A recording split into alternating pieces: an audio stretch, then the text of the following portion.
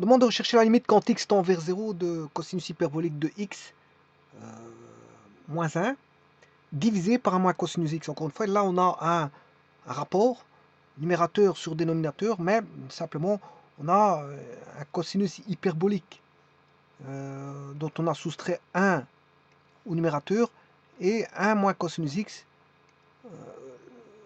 au dénominateur. Donc c'est un rapport numérateur sur dénominateur et on demande de rechercher la limite quand x tend vers 0. Bon. Avant toute chose, avant de commencer quoi que ce soit, je vais faire un petit rappel de la fonction cosinus hyperbolique. C'est un bref rappel tout simplement. Alors on appelle le sinus hyperbolique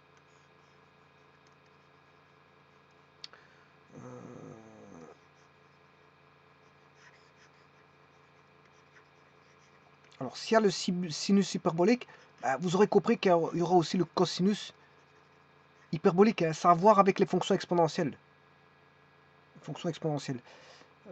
On a la tangente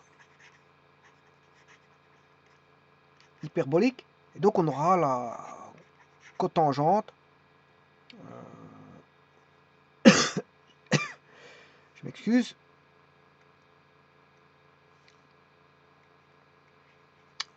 La cotangente hyperbolique. Bon, c'est 4 nouvelles fonctions qui viennent enrichir les fonctions usuelles, habituellement utilisées. Alors, le sinus hyperbolique, on l'écrit CH. Le cosinus hyperbolique, c'est, enfin SH pour le sinus hyperbolique, CH pour le cosinus hyperbolique. La tangente hyperbolique, c'est, on peut l'appeler TH. Et la cotangente hyperbolique, on peut l'appeler CTH. CTH. Alors, la fonction sinus hyperbolique, c'est une fonction de R dans R. Le cosinus hyperbolique, c'est une fonction de R vers R.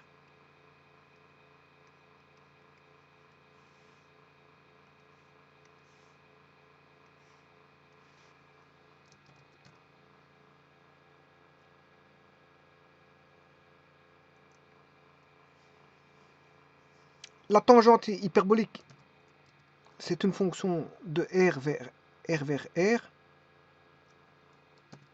Et la cotangente hyperbolique,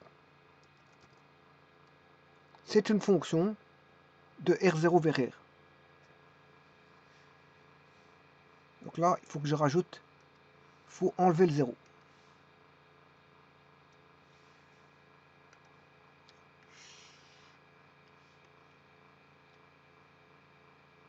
Bon, elles sont définies par rapport à des exponentielles. Hein. Ce ne sont pas des fonctions trigonométriques, hein, cycloïdales ou goniométriques, ce qu'on appelle les fonctions goniométriques ou cycloïdales, ou peu importe comment vous les appelez. En tout cas, ce sont des fonctions relatives à des exponentielles de base E. Des exponentielles de base E. Donc ici, on va faire une relation de fonction de R dans R, comme je l'ai dit, qui à X fait correspondre à un Y. Qui à X fait correspondre à un Y suivant une relation donnée qui est une fonction, justement. Hein, c'est une relation de fonction. Hein, c'est une fonction où le sinus hyperbolique de X, le cosinus hyperbolique de X et la tangente hyperbolique de X et la cotangente hyperbolique de X, ben là, elle est définie par une exponentielle. Ben, c'est E de X moins E de moins X, le tout sur 2. L'exponentielle, il faut utiliser en mathématiques. Hein. Donc l'utilité de ces fameuses fonctions hyperboliques. E de X, attention qu'ici j'ai mal mis le 2, on va croire que c'est un carré. C'est pas un carré, c'est juste une division.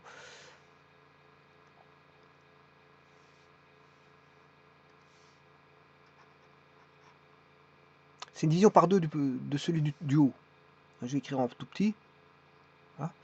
Là, on aura E de X plus E de moins X. Voilà pour le cosinus hyperbolique. Le tout, encore une fois, divisé par 2. La tangente hyperbolique, ben, c'est comme en trigonométrie, on fait un rapport de sinus sur cosinus, mais ici ce sera sinus x, sinus hyperbolique de x sur cosinus hyperbolique de x.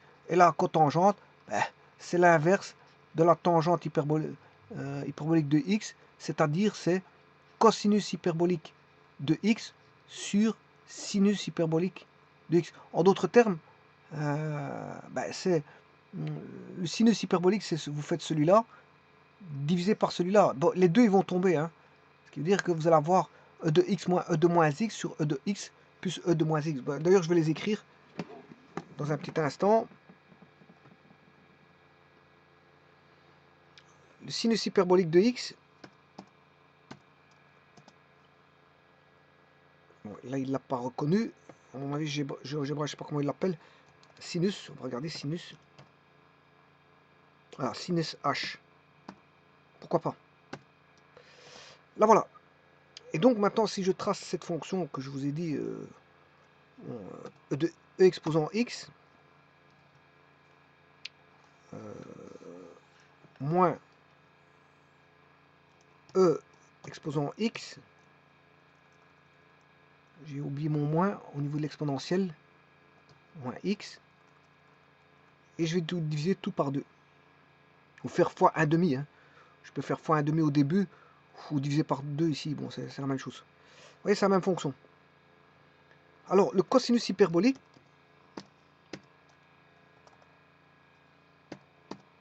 de x, ben, il suffit d'aller rechercher, dupliquer celui-là, ben, je mets juste un plus. Je mets un plus. Voilà, c'est celui-là. Donc vous voyez que ça c'est le sinus hyperbolique, et celui-là c'est le cosinus hyperbolique.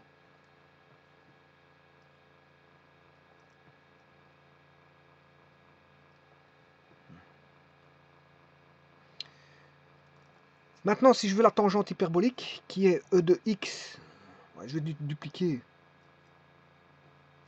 ceci.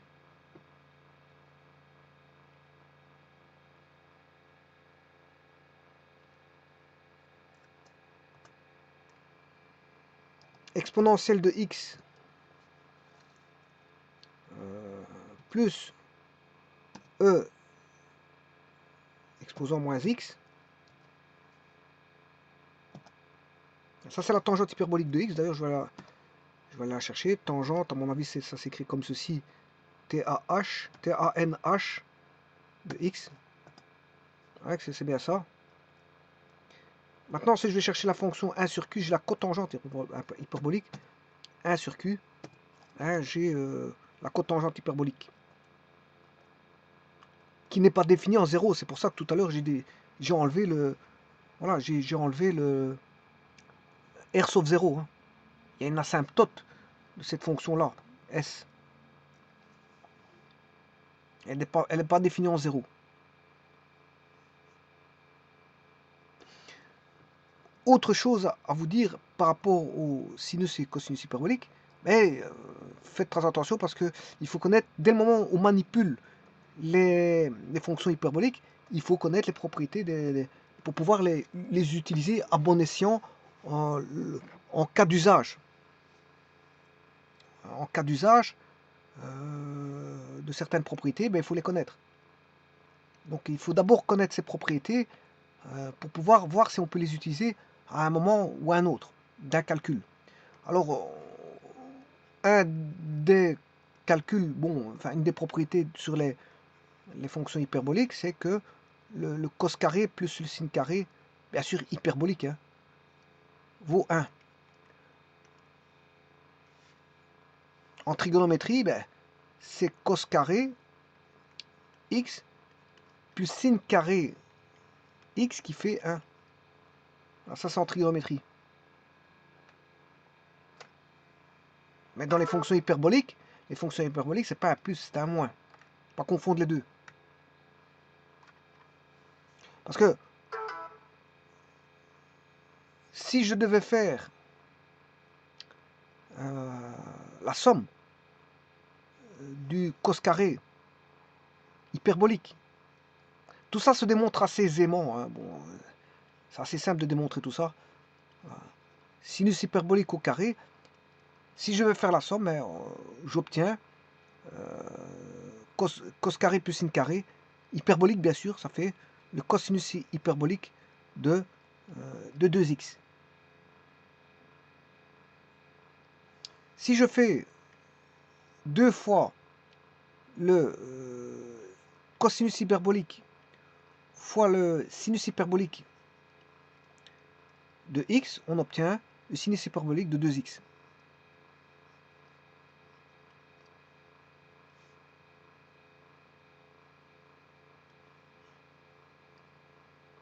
Donc ça vous rappelle une fond de sina causa.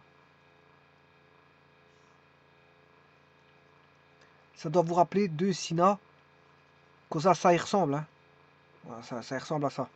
En trigonométrie. Bon, ben, ici, je ne vais pas faire de l'amalgame avec la trigonométrie parce que ce sont des fonctions, à dire, hyperboliques avec des exponentielles. Donc, c'est pour ça que, bon, il y a des petites ressemblances parfois, mais bon, c'est vrai, on dit toujours, comparaison n'est pas raison. Il faut comparer des choses comparables. Ici, c'est pas de la trigonométrie. Donc, quoique en trigonométrie, on trouve des cosinus, sinus, tangentes. Ici, on retrouve des cosinus, sinus, tangentes, mais c'est de l'hyperbolique. C'est en fonction des fonctions exponentielles. Si je fais 1 moins tangente carré hyperbolique de x, c'est 1 sur cos carré hyperbolique de x. Alors, j'ai pas envie de faire d'amalgame avec la trigonométrie, parce qu'en trigonométrie, on retrouve aussi une formule avec un plus tangente carré. Hein. Alors, je vous dis, j'aime pas de faire les comparaisons, donc je vais pas les faire. Parce que ce n'est pas les mêmes natures de fonctions. Hein. Il y en a une, comme je vous ai dit, une est cycloïdale, ce sont des fonctions cycloïdales, et de ce côté-là, ce sont des fonctions exponentielles, qui croissent très vite. 1 plus cosinus hyperbolique de 2x, c'est 2 cos carré hyperbolique de x. Et cosinus hyperbolique de 2x moins 1,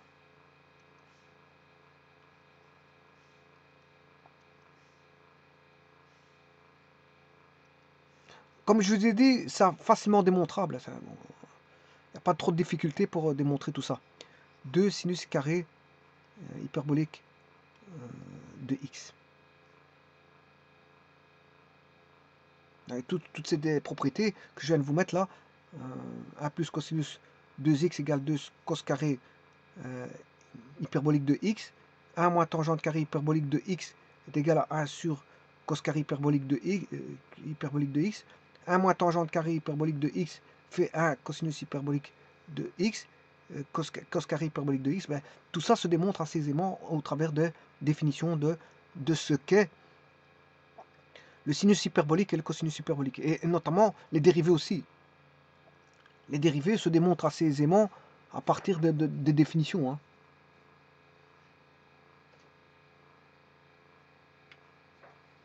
Donc on dira que la dérivée par exemple de sinus hyperbolique, ça fait cosinus hyperbolique.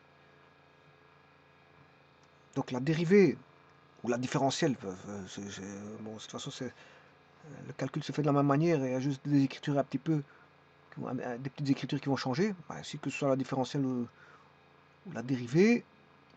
Je vais bien faire la dérivée ici. Hein. La dérivée, ouais, si je vais faire la différentielle. Différentielle de, parce que si c'était dérivé, je dois écrire d sur dy. Je dérive d sur dx, je m'excuse. C'est dy sur dx. Donc je dois dire à quelle variable, par rapport à quelle variable je dérive. Voilà, ça c'est la dérivée. Et là, je vais écrire la différentielle. La différentielle, je vais la mettre là. Donc la différentielle de sinus hyperbolique de x, c'est égal au cosinus hyperbolique de x dx, parce que c'est une différentielle. Alors si j'avais mis la dérivée, sinus hyperbolique de x, ça fait cosinus hyperbolique de x. Si je dérive une seconde fois sinus hyperbolique de x, Si je le dérive 2 fois, ben, je vais obtenir sinus hyperbolique de x. Et ça, tout ça, ça se démontre. Ça se démontre. Bon, maintenant, je vais chercher la limite, bien sûr, ce qui est demandé. Là, j'ai un petit peu parcouru un petit rappel. Ne fait pas de tort sur les fonctions hyperboliques. Voilà. Cosinus hyperbolique de x moins 1. Alors, vous la connaissez. Hein, je vais aller chercher la cosinus hyperbolique, qui est là. Moins 1, ben, on va décaler tout de 1.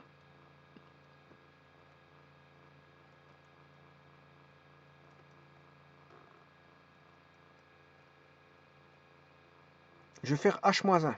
Et ça va constituer le numérateur.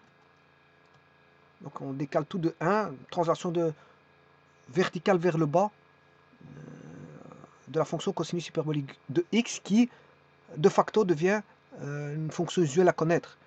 Une fois que vous avez vu la fonction cosinus hyperbolique, ça devient une fonction usuelle comme les x carré, et x cube, racine carrée de x, cosinus x, sinus x, tangente x.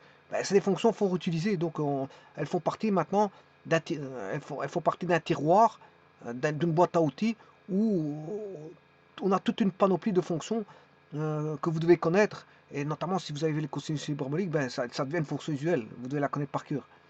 Tout comme x carré, racine carrée de x, x cube, racine cubique de x, sinus x, cosinus x, valeur absolue de x, sinus, cosinus, tangente, tangente, arc sinus, arc cosinus, arc tangente, je dirais même la cotangente et arc cotangente, et ainsi de suite. Et ainsi de suite. Il y a toute la fonction x, y égale x, la valeur absolue de x. Il y a toute une panoplie de fonctions que vous devez connaître et qui sont rangées dans une boîte à outils que vous devez utiliser à bon escient et les connaître. Vous les connaître. Voilà, exponentielle bien sûr, logarithme, les exponentiels logarithmes, tralali, tralala, bon, tout ça, c'est des fonctions usuelles. Bon, je viens de constituer le numérateur, bon, il est assez simple, c'est-à-dire on l'a remis en 0, alors que là, il n'était pas en 0. Hein. L'exponentiel ne passe pas par 0. Si vous faites moins 1, là, il repasse par 0.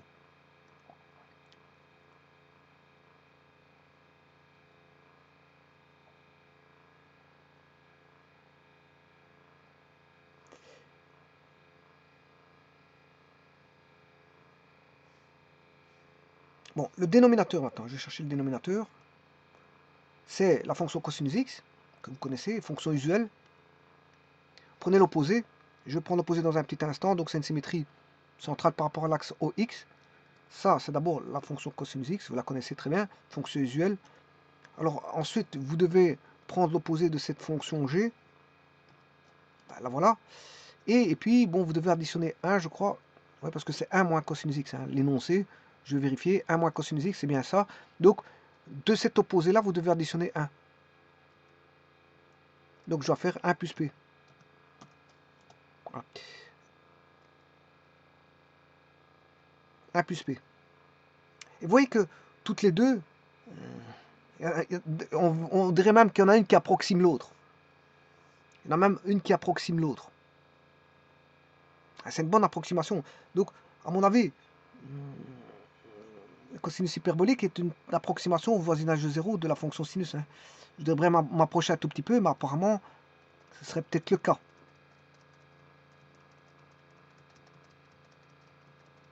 Ce serait peut-être le cas. Approchant, voisinage de 0, effectivement, on peut avoir une approximation, pourquoi pas, du sinus. Il faudrait voir, calculer l'erreur absolue. L'erreur absolue par des écarts. Et voir voilà, les écarts si ils s'amoindrissent si on approche au voisinage de 0. Et ce sera forcément le cas. L'erreur, plus on va s'approcher de 0, plus l'erreur absolue sera petit. Et donc l'erreur relative sera petite. Plus on s'approche de 0. Donc à mon avis, ici, on a une bonne approximation voilà, de la fonction sinus par la fonction cosinus hyperbolique au voisinage de 0. Au voisinage, j'ai bien dit au voisinage de 0. Hein. Attention, pas au-delà. Quand je dis pas au-delà, c'est un certain voisinage. Bon, bien sûr, après, l'écart devient trop grand qu'on ne peut plus parler au niveau de l'erreur, on ne peut plus parler voilà, d'approximation.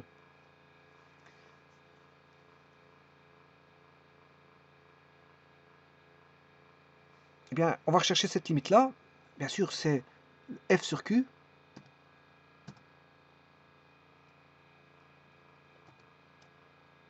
Ah, et ça, c'est la nouvelle fonction qui fait numérateur sur dénominateur. Et vous voyez, sa limite, la limite de cette fonction vaut 1 en 0. Vous voyez qu'il y a un point rouge. Hein. Il y a un point rouge, c'est un point de discontinuité en 0,1. Bon, il est assez simple à trouver. Bah, bon, je vais le calculer dans un petit instant. Hein. Bon, le tout, je vais le mettre juste en rouge, en couleur rouge, pour dire que c'est un point de discontinuité de la fonction. Couleur rouge.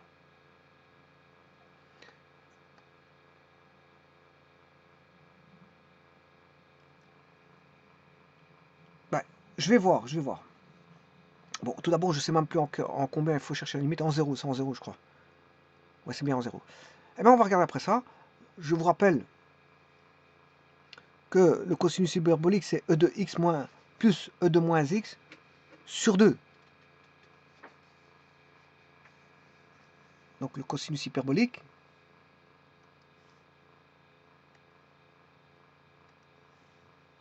c'est e de x plus l'exponentielle. Oui, j'ai oublié de vous montrer quelque chose. Avant toute chose, l'exponentielle, vous la connaissez. Exposant x, vous la connaissez. Hein. Exponentielle de moins x, c'est une symétrie par rapport à l'axe OY. Donc vous allez avoir exponentielle de moins x qui fait ceci. Voilà, donc bon, ça vous le savez aussi. Et en 0, ça fait, voilà, e de 0, ça fait 1. E de moins 0, ben, ça fait toujours 1. Et donc là, on aura 1 plus 1, ça fait 2, en 0. Voilà. Mais comme il est divisé par 2, ben, ça fait 1. Mais n'oublie pas ici qu'il y a un moins 1 dans l'énoncé. Il y a moins 1. Donc, qu'est-ce que ça veut dire? Que on aura la limite quand x tend vers 0 du numérateur, ben, on aura e de 0, ça fait 1. E de moins 0, ça fait toujours 1.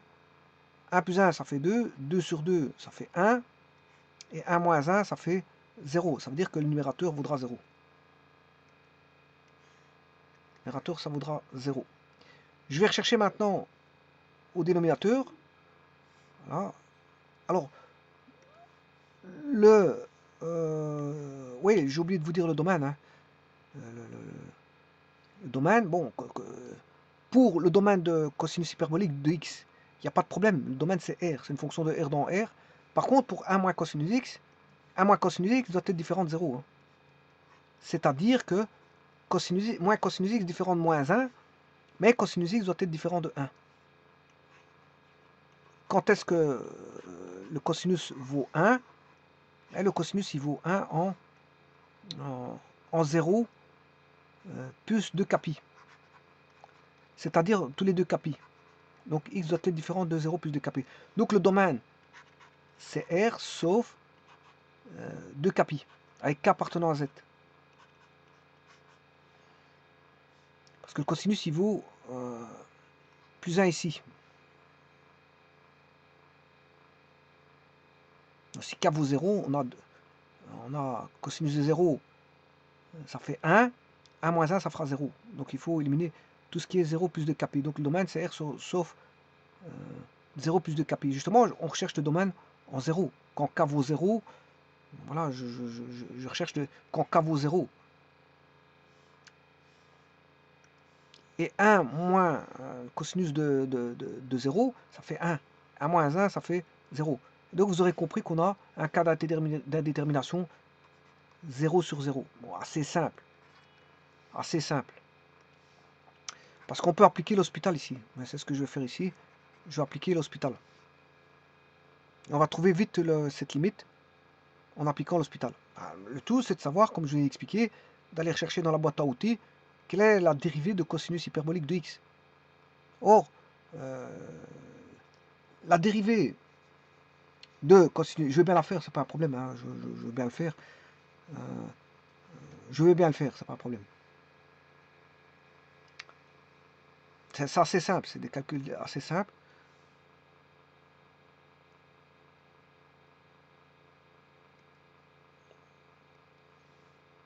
La dérivée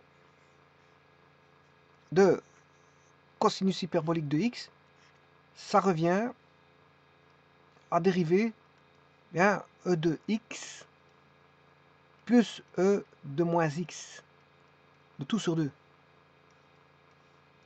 Alors, 1 demi est une constante, il peut sortir du signe dérivé. Vous allez avoir 1 demi. La dérivée, il nous reste e de x plus e de moins x, là, à dériver. Bien, 1 demi, ça reste 1 demi. La dérivée de e de x, ben, c'est la seule dérivée qui est égale à elle-même, c'est l'exponentielle de x. Par contre, la dérivée de e de moins x, ben, c'est une fonction de fonction, c'est e de f. Donc c'est f' fois e de f. Voilà, et comme on a dérivé de moins x, ça fait moins 1, ben là on va se retrouver avec moins 1 ici.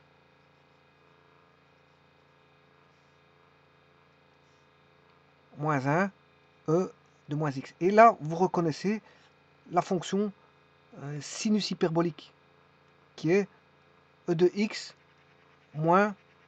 J'ai un retard à l'écriture, je m'excuse, c'est le software qui fait ça. J'essaie de faire en sorte d'écrire le mieux que je peux, mais bon, il y a un retard. Parfois l'informatique c'est comme ça, elle vous met des bâtons dans les roues. Pourquoi pas? Bon, il faut faire avec, hein, il faut accepter ça. Et faire avec. Bon, j'essaie de moduler mon écriture pour... voilà, bah, comme ça, bon, vous le savez que si j'écris lentement, c'est qu'il y a une raison. Il y a une raison derrière cachée, mais je vous la dévoile. C'est que voilà, le software ici, il est en train de, voilà, de travailler lentement. Ouais, donc ici, dérivée de cosinus hyperbolique, ça fait sinus hyperbolique. C'est une dérivée assez simple à trouver. Maintenant, vous pouvez vérifier par GeoGebra ou tout autre logiciel sur Internet. Dérivée de CHX, il va calculer. Bon, qu'est-ce qui se passe ici? Oui, ici, sur GeoGebra, c'est cosinus hyperbolique de x. C'est COSH. La dénomination est la commande, c'est ça, c'est rien d'autre. Et si vous ne tapez pas ça, il ne trouvera pas parce que bon, les programmeurs ont programmé la commande. Il faut l'appeler telle quelle, hein, sinon la commande ne sera pas appelée au niveau de la programmation. Ça, c'est la cosinus hyperbolique. On l'a. Je vais dériver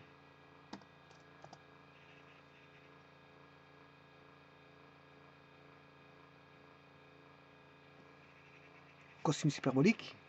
Je ne sais pas si je l'ai fait.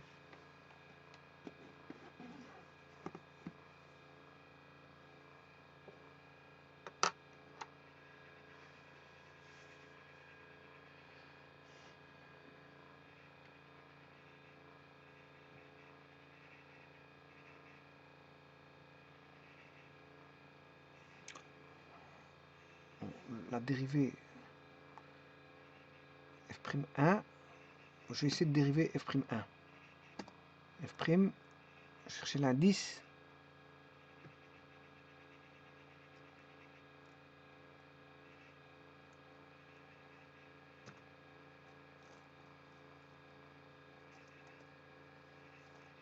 Ah ouais, il me l'a fait, Je l'ai vu, il m'a indiqué sinus hyperbolique.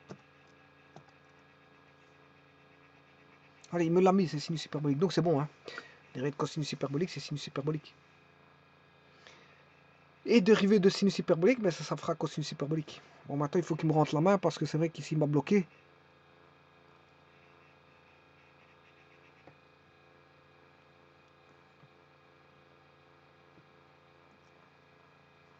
Donc je peux calculer facilement, donc dérivée de... Si j'applique 0 sur 0, c'est l'hospital.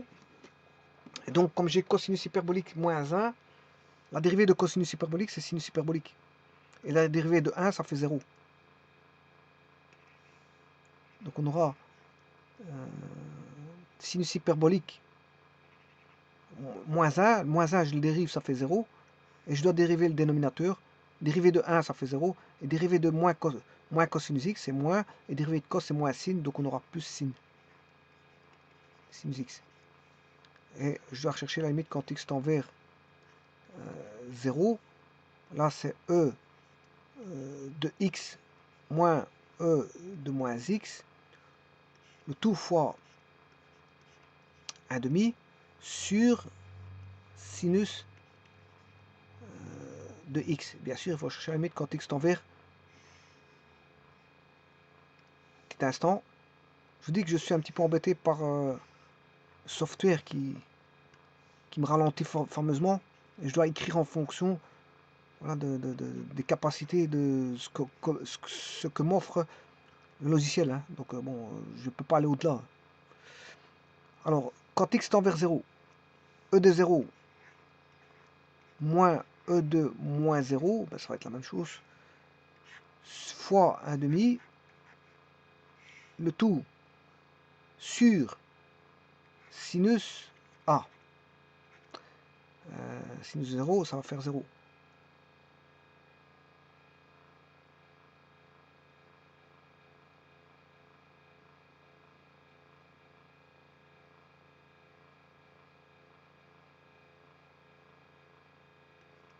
Donc là, je vais avoir 1 moins E de 0, ça fait 1. 1 moins 1 fois 1 demi sur sinus de 0, ça fait encore 0. Donc on aura du 0 sur 0. Je dois encore appliquer l'hospital. Ben, on va appliquer l'hospital avec cette fonction. Encore une fois, une seconde fois.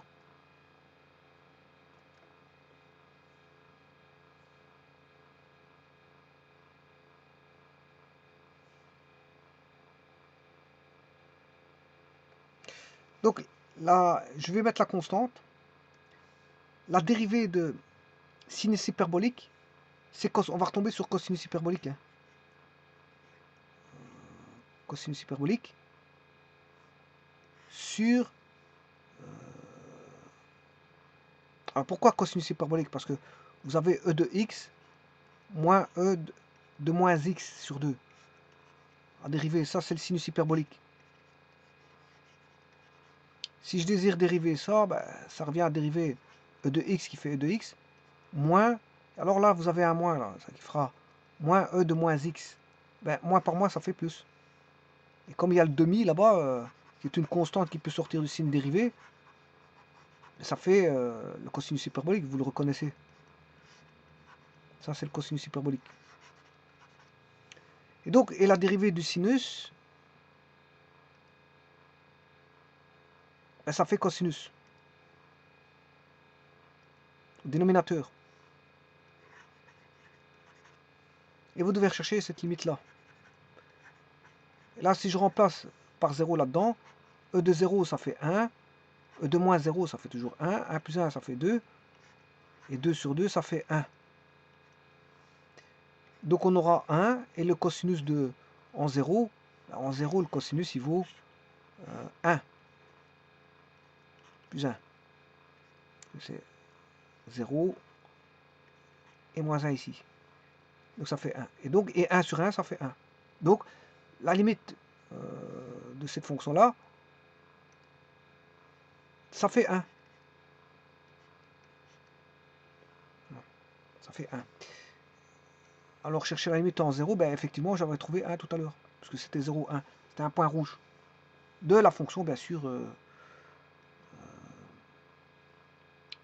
la fonction là, qui est le rapport de cosinus hyperbolique de x moins 1 sur 1 moins cosinus x. Je vous remercie.